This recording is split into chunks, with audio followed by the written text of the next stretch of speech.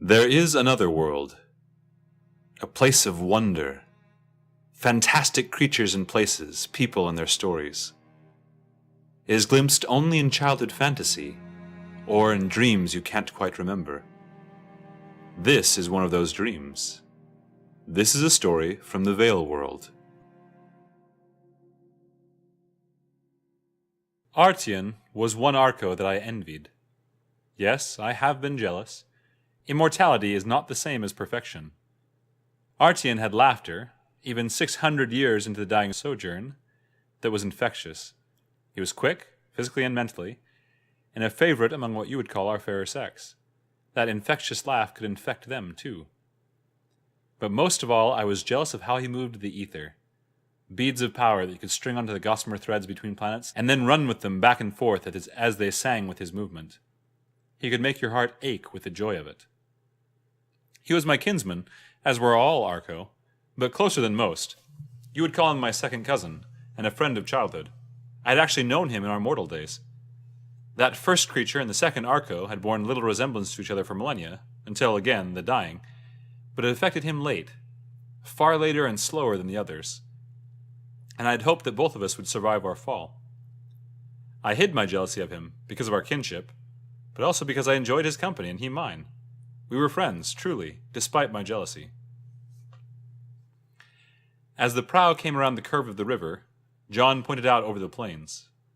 The clouds were roiling in storm, with multicolored lightning flashes, but from their vantage point here, it would be hours before it reached them, and they would be long gone. "Isn't that a beauty?" John asked. "Nature's power rolling like an army over a battlefield." Eleanor smiled. "Yes, it is, though I think I prefer the mountains behind us in terms of beauty." "This is the river for it, lady. The Artean is tricky, but it gives the finest views in all the kingdom." Eleanor just smiled again. There were perhaps 200 of us left at that point. The dying was general. We were survivors. I was still unaffected, and I thought Artean and a few of the women were too. One of them had grown very close to me, and I to her. Artean loathed her, or so I thought. When he came to me that day, I braced myself for another diatribe. It had taken the end of the world for me to find love. Couldn't Artean, who had always been happy that way, rejoice with me too? She let him kiss her, there on the deck of the ship. When their lips parted, both were smiling, until John was thrown to the deck by the crash of wood upon rock, with Eleanor atop him. "Hold the course steady," John called to the Pullman. "Can't you keep to the channel?" "We're in the channel, sir. That rock just appeared." John was about to shout a reply when, standing, he saw behind them a stone shape sinking into the river. "It's the river, sir. It's kidnapped the figurehead from the prow." "Do we have our maiden still astern?" "Aye, sir, though that rock cracked her all along the stern post." "Bring her ashore and bring out our spare. And send the carpenter to her as soon as he has the new one affixed. I want a replacement figurehead wrapped and tied to the ship. If our women go down, we all do." "Aye, sir." There were signs of the dying all over him, covering his face and body. We had met in the ravine, his choice, but I was shocked to see the black wilting already spreading across his face, where a day before had been the ocean at calm. "You don't deserve her," he said. His voice was all wrong, too. Where was the music and melody? This was like water thrown on a desert sand. They came about to the bank, and a small crane seemed to spring to life under their hands. Eleanor was fascinated. "Is the figurehead that important, then? I didn't think it made any difference for the ship itself. Shouldn't you be worried about the hull?" "Not on the Artean," John replied. "We always carry one fewer passenger than we're able. Not cargo, mind you, but passengers. Our figureheads are always women, and the spare stays in that little room below, across from yours." "But why?" His first blow was to my eye, the second to my groin, the third to my legs, the fourth to my hands. That is another false idea you mortals have about immortality, that we cannot feel pain. I could not die as you do, and as a result, I could be injured beyond imagining. The waves rocked the little craft, The storm had approached with supernatural speed, and now the lightning in red and silver and yellow was blasting the water all about them. John, Eleanor, all of them had long since fallen helpless on the deck, deaf with the peal of thunder, so that the strikes seemed to occur in a surreal silence, and John could almost watch their path as they came down into the river around his boat. What undid him was the dying, the blight on his face and soul. I never would have supposed he would have succumbed to jealousy. That was my personal vice, and I had so often parried with it that I thought it was mine alone. But I was wrong. The choice to hate is the choice to die, and he hated me then, so he was dying. The tiller was loose and careening wildly, so that they were out of the channel and crashing to the chop of the river. John, in a moment of lucidity, where a single bell tone reached his ears, saw that they were spinning near the bank.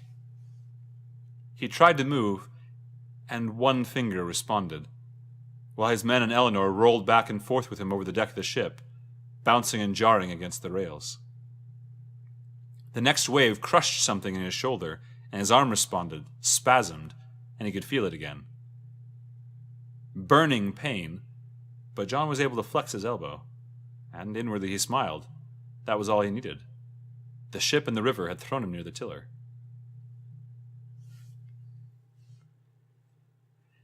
After he had broken my back and had progressed towards my skull, I felt his blows weakening, his fingers and hands softening with each passing act of violence.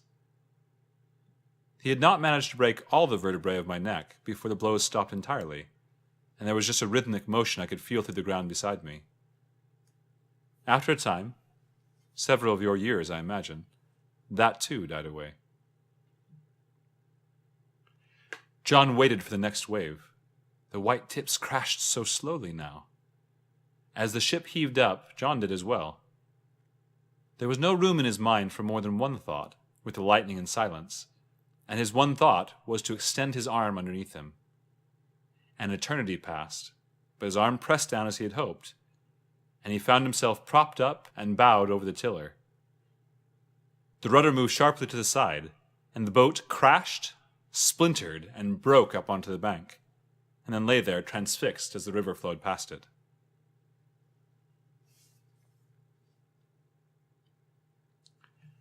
I lay there, blind and broken and bleeding, but healing also.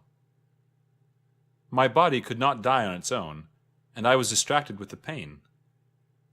Lacking further instruction, my body began the long process of preparing to live again. I am not sure how long I lay there, healing, but I was alone when I awoke and stood. The world had claimed Artean. There was a strand of ether in his place, along the surface of the sphere, still thrumming wildly. Artean was gone. But so too was my ladylove, and all her companions. I searched everywhere for her, for any sign of her, for anyone. There was nothing, not even a strand of gossamer or a place to weep. The dying approached me then. I could almost see it, wearing Artean's face and wielding his lightning hands. But then my vision blurred, and the tears washed him away.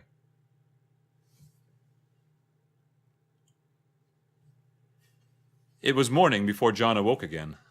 He flexed his toes first and found them serviceable, then his ankles and knees. He stood. The ground was solid beneath him, but the deck of the ship had come to rest entirely on shore. The boat was some feet up the bank and out of the reach of the water.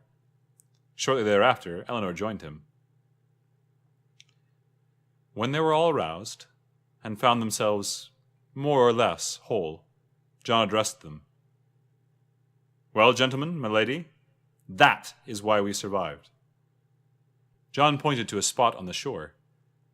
The face of the figurehead lay among the shattered flotsam of the ship, and behind it, the broken remains of the spare and the figure from the stern. The last was half smashed, half impaled against a jutting corner of rock. The river awoke in hate, and the gods blessed us to escape it. But that river would still be roaring, and the lightning would still be coming down, if the river didn't think it had gotten most of us. You remember that, the next time some fool from the capital tries to pay you for extra cargo. You always bring wooden passengers on the river Artean.